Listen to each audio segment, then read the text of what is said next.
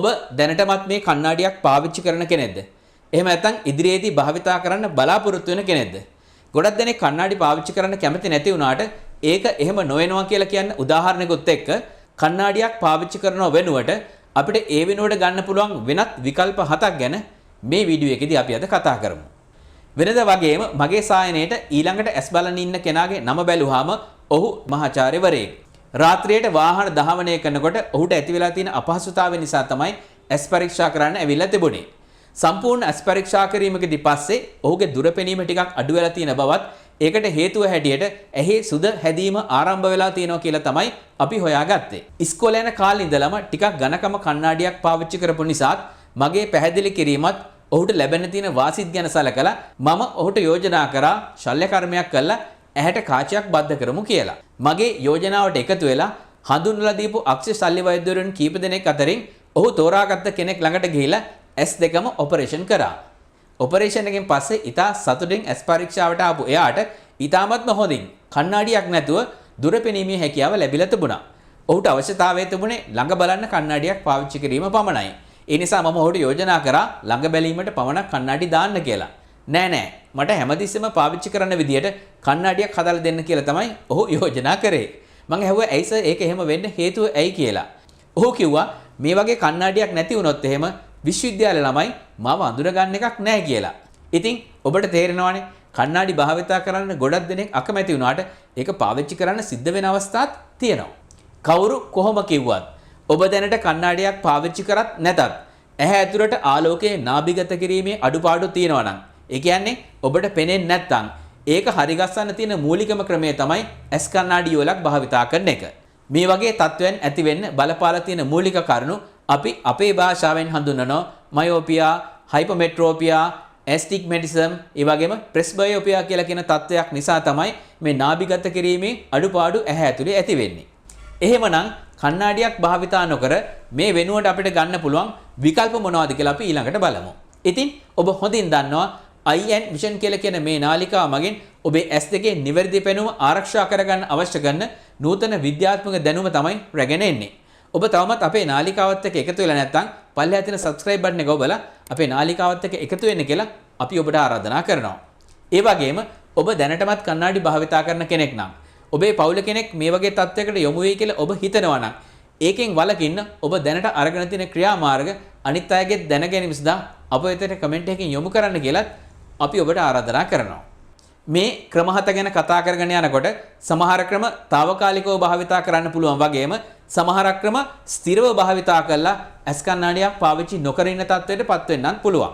සාමාන්‍යයෙන් අපි කණ්ණාඩියක් පාවිච්චි කරනකොට අදාළ වට්ටෝරුව කාචයකට අරගෙන කාචයේ තමයි මේ ෆ්‍රේම් එකට හයි කරලා අපි පළඳින්න උත්සාහ කරන්නේ.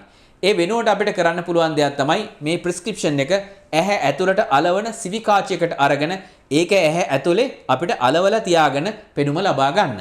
එතකොට එළියේ ඉන්න එක්කෙනෙකුට ඔයා මේ සිවි කාචයක් කියලා එකක් දාගෙනද ඉන්නේ නැද්ද කියන එක හඳුනා ගන්න බෑ. සාමාන්‍ය කෙනෙක් ආකාරයටම ඔබේ වයස අනුව දුර පෙනීමත් ළඟ පෙනීමත් ලබා ගන්න පුළුවන්. මේකේ තියෙන වාසිය හැටියට ඊටා විශාල ප්‍රමාණයක field of vision කියලා කියන එක වැඩි වෙනවා වගේම cosmetically එහෙම නැත්නම් රූප ලාවන්‍ය ගැන සැලකුවාම කණ්ණාඩියක් නොදා ඉන්න ලැබෙන එකත් ලොකු වාසියක්. හැබැයි මේක කණ්ණාඩියකට වඩා මේන්ටේනන්ස් එහෙම නැත්නම් මේකේ නඩත්තුව ටිකක් අපහසු වෙන්න පුළුවන්. ඒ වගේම මේකේ අවාසි කීපයකුත් තියෙනවා.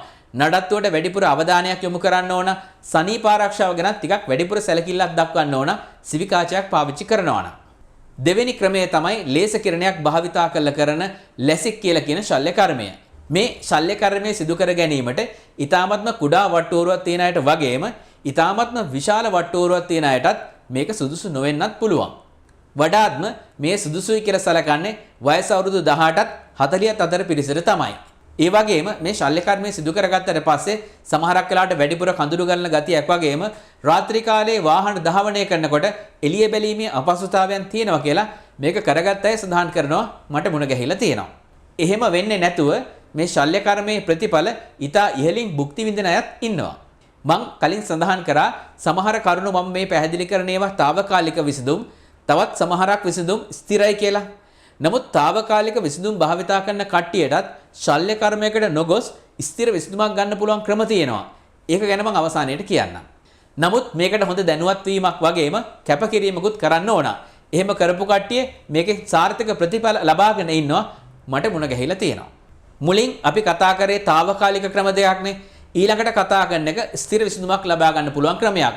ඒක තමයි අපි ඇහි ඉදිරියෙන් මතු පිටින් දාන contact lens එක නැත්නම් සිවි කාචය ඇහැ ඇතුලේ පළඳින මට්ටමට ඔපරේෂන් එකක් කරගන්න පුළුවන්. අපි මේකට කියනවා implantable contact lens කියලා. ඉතින් සාමාන්‍යයෙන් අපි කරන උදේට මේක පළඳින එකයි හවසට අයින් කරන එකයි වෙනුවට ඇහැ අභ්‍යන්තරයෙන් මේක පළඳින්න ලැබෙන එක ලොකු වාසියක්. අක්ෂි ශල්‍ය වෛද්‍යවරයෙකු විසින් ඇහැ ඇතුලේ මේ කාචය තැම්පත් කරනවා වගේම අවශ්‍ය වෙලාවට ඒක අයින් කරන්නත් හැකියාව ඔහුට තියෙනවා. විශේෂයෙන්ම මේකේ තියෙන අවාසියක් හැටියට ඇහැ අභ්‍යන්තරයේ පීඩනය නැත්නම් අයි ප්‍රෙෂර් එක වැඩිවීමේ අවදානමක් තියෙන නිසා මේක සමහරක් වෙලාවට ඉවත් කරන්න වෙන අවස්ථාවක් තියෙනවා. ඊළඟ ක්‍රමයේ හැටියටත් අපිට කතා කරන්න තියෙන්නේ ශල්‍ය කර්මයක් කරලා මේ නාභිගත කිරීම සකස් කරගන්න ක්‍රමයක් තමයි. ඒකෙදි අපි කරන්නේ ඇහැ ඇතුලේ තියෙන ස්වභාවික කාචය අයින් කරලා કૃතිම කාචයක් ඒ ඇතුලේ තැම්පත් කරලා නාභිගත කිරීම සකස් කරන එකයි. මේ ක්‍රමය වඩාත්ම ගැලපෙන්නේ වැඩිහිටි අයට. සාමාන්‍යයෙන් සුද ඇහැ ඇතුලේ හැදීගෙන යන අයට හෝ එහෙම නැත්නම් වයස්ගත වූ අයට තමයි මේ ශල්‍ය කර්මය කළා මේ තැම්පත් කර ගැනීම වඩාත් සුදුසු වෙන්නේ. මොකද ගොඩක් අය අද හිතාගෙන ඉන්න විදිහේ කෙසේ වෙතත් ශල්‍ය කර්මයක් කියලා කියන්නේ අතුරු ආබාධ ඇති වෙන්න පුළුවන් අවස්ථාවන් තියෙන නිසා වැඩිහිටි වයසක කෙනෙකුට මේක කරගන්න එකේ තමයි වැඩිපුරම වාසිය තියෙන්නේ. මේ ශල්‍ය කර්මයේ තියෙන වැඩිපුරම වාසිය හැටියට කලින් මං සඳහන් කරපු දෘෂ්ටි ආබාධ කීපයකම තියෙන අඩුපාඩු සකස් කරලා මේ කාචය ඇහැ ඇතුලේ තැම්පත් කර ගැනීම සිදු කරගන්න පුළුවන්. ඊළඟ කාරණේ ඊටාත්ම වැදගත් වෙන්නේ දැනට ඊටා කුඩා මට්ටමේ දුරපෙනීමේ අඩුපාඩු තියෙන අයට වගේම තමන්ගේ පවුලේ කෙනෙක් මේ වගේ පෙනුම අඩුපාඩුවක් තියෙන කෙනෙකුට අනාගතයේ කණ්ණාඩියක් භාවිතා කරන්න වෙන එකෙන් වලකින්න භාවිතා කරන්න පුළුවන් ක්‍රමයක් හැටියට. වර්ෂ 1900 විලියම් H බේට්ස් කියලා කියන කෙනා තමයි මේක හඳුන්වලා දුන්නේ. මොකද ඇහැ කියලා කියන්නේ සම්පූර්ණයෙන්ම මාංශ පේශීන් වලින් හැදිච්ච අවයවයක් නිසා අනෙකුත් ශරීරයේ අවයව වලට ව්‍යායාම කළා අපි ඒවැ වර්ධනයක් ඇති කරනවා වගේම මේ ඇහි තියෙන මාංශ පේශීන් වලටත් කරන යම් ආකාරයක ව්‍යායාම පද්ධතියක් මගින් එහි තියෙන වක්‍රතාවය නිවැරදි කරන්න හැකි කියලා කියන එක ඔහු පෙන්නලා දීලා තියෙනවා. මේක අනුගමනය කළා තමන්ගේ තියෙන කුඩා ප්‍රමාණයේ දෘෂ්ටි ආබාධ හරිගස්ස ගත්ත කට්ටිය ඕනතරම් ඉන්නවා. ඔබ හෝ ඔබේ දරුවාට මේක අනුගමනය කළා අනාගතයේදී ඇති වෙන්න තියෙන දෘෂ්ටි ආබාධයේ වැඩිවීම වළක්ව ගන්න උත්සාහයක් දරන්න කැමති නම් පළපුරුදු දෘෂ්ටි සායනිකයෙකුගේ උදව්වක් අරගෙන මේකට අවශ්‍ය උපදෙස් ලබා ගන්න පුළුවන්. ඔබට ඒ සඳහා උනන්දුවක් හෝ අවශ්‍යතාවයක් තියෙනවා නම් පල්ලෙහාන් දැක්වෙන අංකයට WhatsApp පණිවිඩයක් එවලා ඒ සඳහා අපත් සමග සම්බන්ධ වෙන්න කාල වේලාවක් වෙන් කර ගන්න පුළුවන්. 7 වෙනි ක්‍රමයේ හැටියට අපි කතා කරන්නේ විද්‍යාවෙන් නූතනව සොයාගත්ත කරුණුත් ඒ වගේම එදිනෙදා භාවිතයේදී අපිට අනුගමනය කරන්න පුළුවන් කරුණුත් එකට එකතු කරපු කාරණයක් හැටියට. ඒක තමයි ඔබ ළඟ බලාගෙන ගොඩාක් දුරට එක දිගට වැඩ කරනවා නම් පරිගණක තිරයක් හෝ ෆෝන් එකක් නිතර පාවිච්චි කරනවා නම් සමහර විට දුර පෙනීමේ ආබාධයන් ඇති වෙන්න පුළුවන්.